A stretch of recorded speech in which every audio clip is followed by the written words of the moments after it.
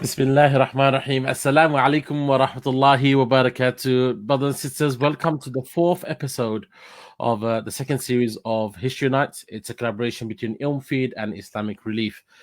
And for this series, we had our wonderful guest with us who's joined us from Senegal today, Brother Ustad Mustafa Briggs. Assalamu alaikum.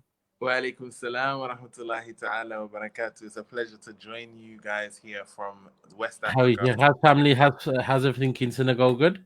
Yeah, alhamdulillah, everything's amazing, mashallah. Alhamdulillah. It's just You, super hot. But other than that, mashallah, we thank Allah. don't, bro. Don't. It's like, it's freezing down here in London. But it's not even that kind of heat that you can it's heat where your clothes are soaked.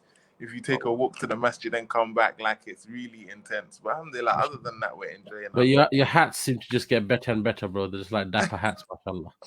I've been wearing the same hats the whole series. The same one, or they look different, no? No, do you know what it is? I've got a few, but they're different colors. It's the same color, but I've got a few different designs. Oh, good.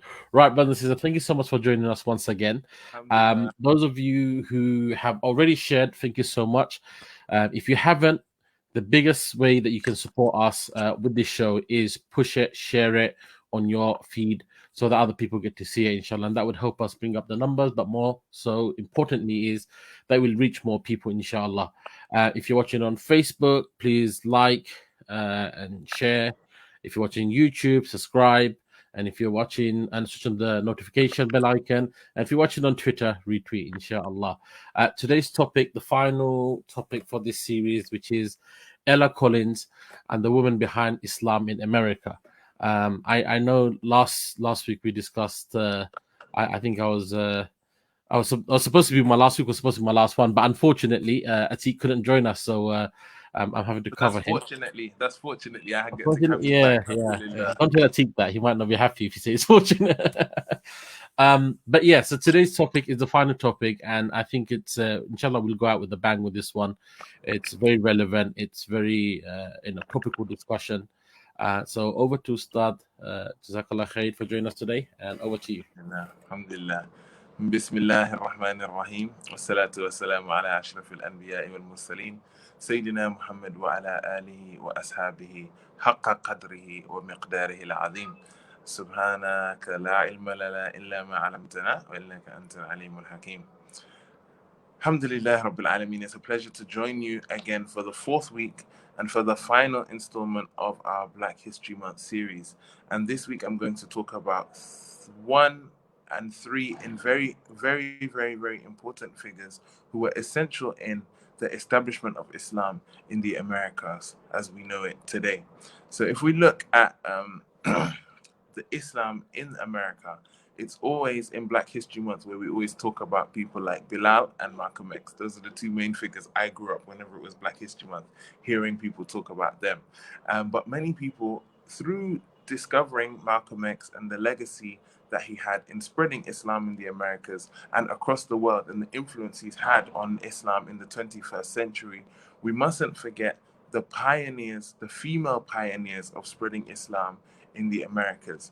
And it was their work and their efforts that created the environment that brought forth people like Malcolm X and Imam Warith-Din Muhammad, etc., who affected the face of Islam in the 21st century.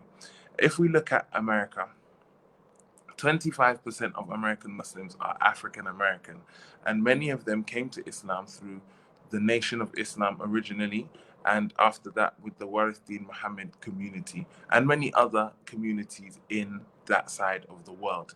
And so it's essential when looking at the history of Islam in the Americas, which is essentially one of the largest sections of Black history in Islam outside of Africa, is the largest section of Black history in Islam and the most influential, as we know the influence that people like Malcolm X and Muhammad Ali had on popular culture and had on Islam and in spreading Islam for the past 50 and 60 years. It's essential for us to look at people like Ella Collins and the women behind these movements who are the mothers and the backbones of these movements. So if we look at Malcolm X, and as I said, we're taking a break from talking about Malcolm X to talking about the women behind the movements that created Malcolm X.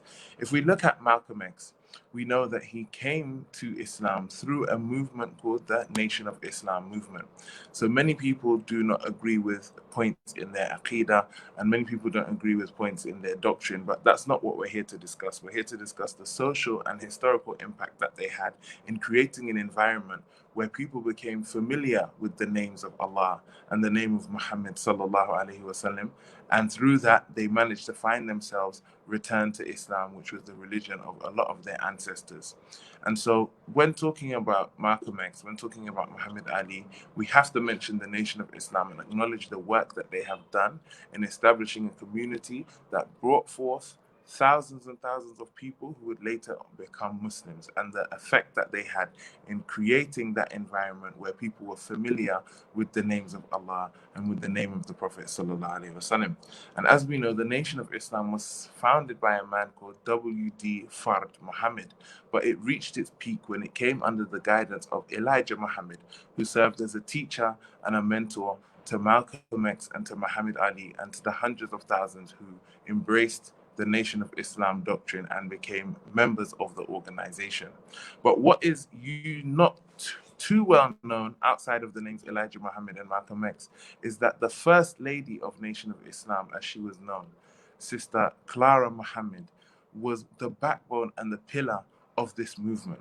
And she was even the one who introduced her husband to the teachings of Nation of Islam. Her husband was Elijah Muhammad, who we all know as the leader of the movement.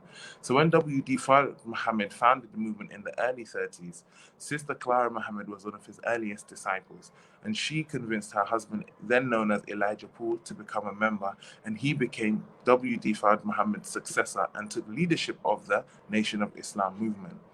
And Sister Clara Muhammad was by his side the entire time. Sister Clara Muhammad was the one that helped him establish the community and organize it. And even from the years of 1935 to 1946, as he fled death threats from rival temple leaders and was incarcerated for sedition during World War II, Sister Clara Muhammad was actually the one who took over the organization and used to run it. And during the Nation of Islam's earliest days, she helped and establish and run the University of Islam, as it was called, and the Muslim Girls Training Schools. And these were essential and revolutionary in the history of education, not just in the Muslim community, but in American society in general, as it was the largest network of homeschooling networks in the country. And so when she established these schools, she established them to provide education for the Nation of Islam members' children. And it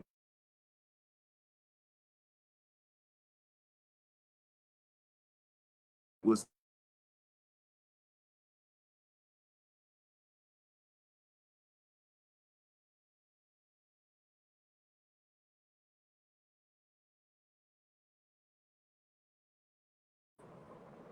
my apologies. The connection here, and I'm in a village called Medina Bay, and the connection comes and goes. And so she established these schools, and these schools educated the Nation of Islam's children, and it became one of the first models of homeschooling in American society. And what is interesting is that she passed away, unfortunately, in 1972 after a long bout with stomach cancer. And her son, Warith Din Muhammad, who became the successor of Elijah Muhammad and who converted the Nation of Islam to Sunni Islam in what was noted to be the largest mass conversion of people to Sunni Islam in the history of America, and some say in the history of the world, as thousands of members of the Nation of Islam converted to Islam through him and through his movement. When he assumed leadership of Nation of Islam in 1975, he renamed the University of Islam schools the Sister Clara Muhammad schools in her honor. And these schools still exist today in America, and there are over 75 Clara Muhammad schools across the nation. And the biggest one being in Atlanta, which was the original one and which was the headquarters. So we can see that Sister Clara Muhammad had an amazing and powerful impact on the Nation of Islam, as she was the woman behind the men that we know. She was the woman behind Elijah Muhammad, the woman behind Malcolm X, and the mother of Imam Warith Din Muhammad, who we can say is one of the most influential figures in Islam in the 21st century, specifically in America. She was the one that raised him, gave birth to him, trained him, and instilled in him the leadership qualities that allowed him to grow up and guide thousands and thousands of people to the deen of Allah subhanahu wa ta'ala. And then coming to the main person who we're talking about in this event is Sister Ella Collins, who was the elder sister of Malcolm X. So as I mentioned earlier, most of us know about Malcolm X. We know about his history. We know about his massive impact that he had on the world and the thousands and thousands of people who he has touched. But Sister Ella Collins was the one that touched him and inspired him to become the person that we all know as Malcolm X today. She used to visit him when he was a child. She was much older than him. She visited him, and he described her when he saw her in 7th grade in his autobiography as being the first really proud black woman he had ever seen. And he wrote, "I had never been so impressed with anybody in my life." And in the final end of his school year, he moved to Roxbury in Massachusetts to live with her in Boston. And she was his legal guardian until he turned 21 years old. So after Malcolm X was incarcerated, Sister Ella Collins was the one that introduced him to the teachings of the Nation of Islam, as she became a member of that organization before him. And he then went on to become the figure that we know today in the Nation of Islam, and after that, the figure that we know today in Sunni Islam in general. And what's interesting that we can see a pattern. We can see, for example, Sister Clara Mohammed introducing her husband Elijah Muhammad to the nation, and then we see Ella Collins introducing her younger brother Malcolm X to the nation. And then when she, after converted to Sunni Islam, she inspired Malcolm X to convert to Sunni Islam as well. And when he left the Nation of Islam in 1964, Ella Collins was the one that paid for him to make Hajj. So the famous Hajj that we all know Malcolm X for, the Hajj that changed his viewpoint of the world, the Hajj that was so revolutionary and launched him as an international Muslim figure, and the effects of which we still see today, that Hajj was paid for by Sister Ella Collins, and she was the one that inspired him to make that trip and make that journey. And when he was assassinated, she was also the one that paid for his funeral and business expenses after his assassination, and took over his organization of Afro-American Unity, which had included a project of giving 35 scholarships from Al-Azhar University in Cairo, Egypt, and from the University of Ghana to students who wished to study overseas. So we can see then that the two major figures, the two major men, Elijah Muhammad, Malcolm X, and the third, Warithin Muhammad, all had these powerful, influential, and inspirational women behind them, and they are the ones that led them to be the men that they were today and affect the world in the way they did. So indirectly, the same way we have Mother Hagar, who was the mother of Sayyidina Ismail, who was the establishment of the Kaaba, who was the establisher of the Kaaba and the mother of Mecca, we see this pattern of motherhood, this pattern of womanhood, this pattern of leadership and guidance in female form repeated in the form of these women. And a third figure who's not as well known, but who I feel should be known by anyone and everyone who wants to know about the history of Islam in the Americas, is Sayyidah Khadijah of the New York City's largest and most prominent mosque for roughly 2 decades, which was known as the Islamic Mission in New York City. So at the same time that the Nation of Islam was gaining traction and gaining converts, there was a sheikh called Sheikh Dawood Faisal who came from the Caribbean and immigrated with his wife, Sister Khadijah, to New York.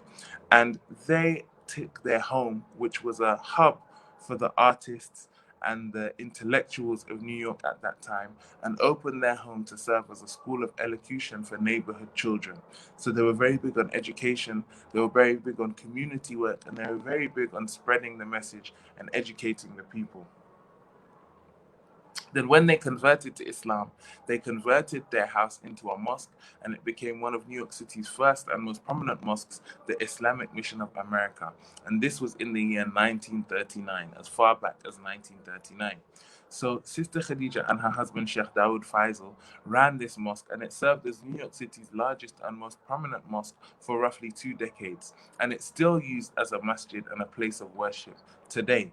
But what was revolutionary about Sister Khadijah and her role in this organization is that she started a section of the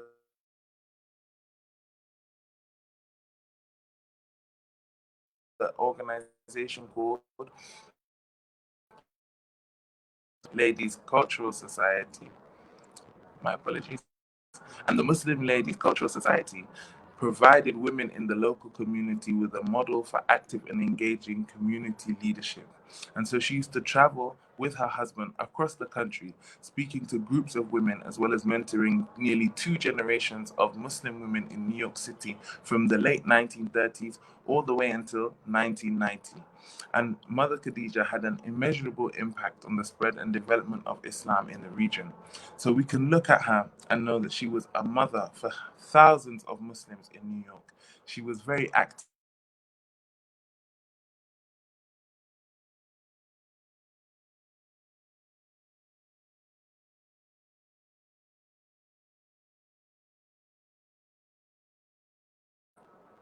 and spreading the work of Islam.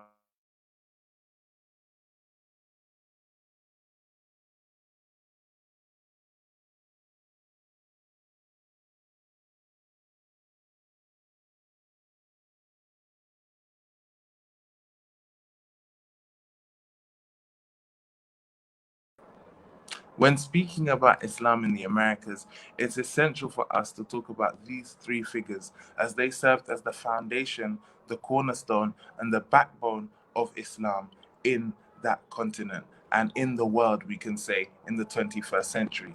As Sister Clara Mohammed, who was the mother of the Nation of Islam, the First Lady, and the woman who produced the likes of Imam Warithin Muhammad and supported the likes of Imam Elijah Muhammad, is somebody who is indispensable.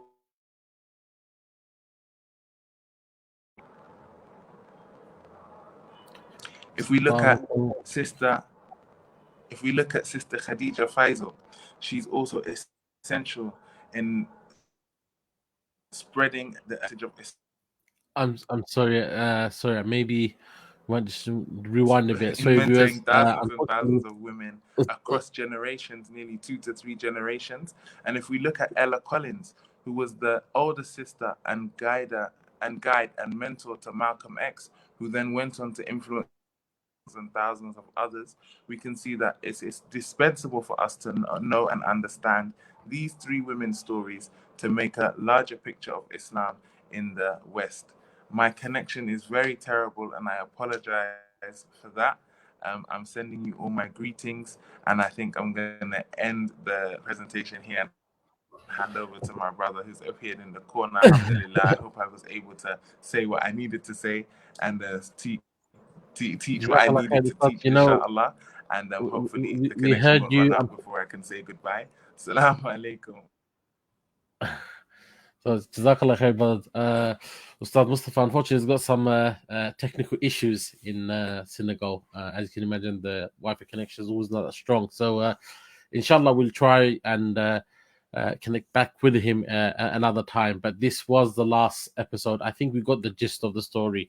The last few minutes were a bit fuzzy. Other than that, I think most of it was covered, inshallah. But I think because it didn't end the way we wanted it to end, I think this is where we plead to our friends at IlmFeed, where I think we will have to do another one with Ustad Mustafa Briggs so that we can, inshallah, wrap it up in style.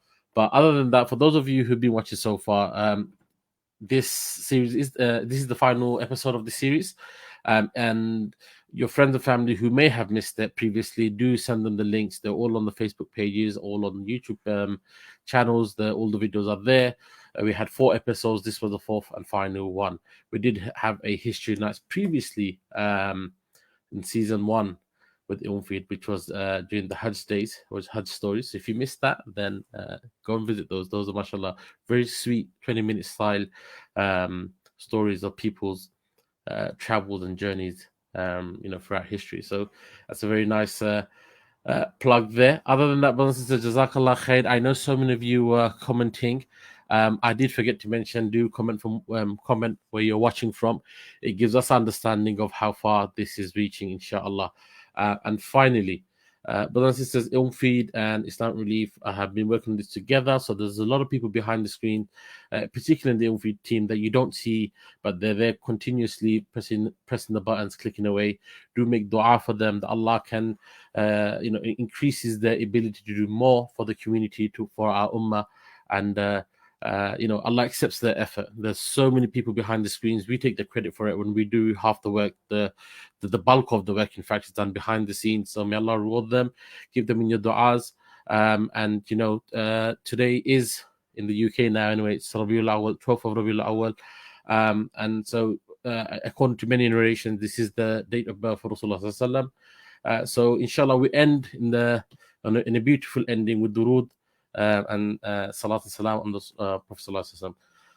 اللهم صل على محمد وعلى آل محمد كما صليت على إبراهيم وعلى آل إبراهيم إنك حميد مجيد. اللهم بارك على محمد وعلى آل محمد كما باركت على إبراهيم وعلى آل إبراهيم إنك حميد مجيد. Brothers and sisters, stay well, keep well. See you guys soon, inshallah. Assalamu alaikum wa rahmatullahi wa barakatuh.